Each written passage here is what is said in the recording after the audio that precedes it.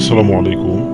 যারা ফাজিল পরীক্ষা দিয়েছেন, রেজাল্টের জন্য অপেক্ষমান, তারা কিভাবে রেজাল্ট দেখবেন অনেকেই জানেন না। সেই প্রসেসটি আজকে দেখাবো, কিভাবে 2 মিনিটে আপনি আপনার নিজের রেজাল্টটা দেখতে পারেন। এই জন্য আপনাকে একটি ব্রাউজারে চলে যেতে হবে, সার্চ করতে হবে IAU, জাস্ট এটুক লিখে সার্চ করবেন। IAU এটুক লিখে সার্চ করে দেবেন। সার্চ করার পরে দেখেন এখানে আসছে, এখানে ফলাফল যে দেওয়া আছে এখানে আপনি ক্লিক করবেন।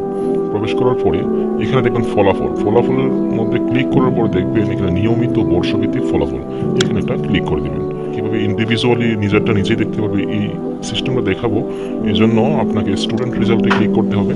ক্লিক করে এখানে আপনি কোনটার রেজাল্ট দেখতে চান এটা সিলেক্ট করে দেবেন। ফাজিল পাস দিয়ে দিলাম। এখানে 2022, যেহেতু 23 এখনো পাবলিশড হয় নাই, একটু পরে দিয়ে দিবে 12টা 12:30, মেবি 2টার দিকে দিবে রেজাল্টটা। তো 2023 এখানে পেয়ে যাবেন। 2023 সিলেক্ট করবেন। করার পরে আপনার কোন ইয়ারটা দেখতে চান এখানে দিয়ে দিবেন। দেওয়ার পরে আপনার রেজিস্ট্রেশন নম্বরটা দিবেন। দিয়ে এখানে দেখবেন কি কি নাম্বার যোগ করার কথা বলে, এখানে 15+13 আপনি এটা যোগ করে এখানে বসাই দিবেন যত হয়।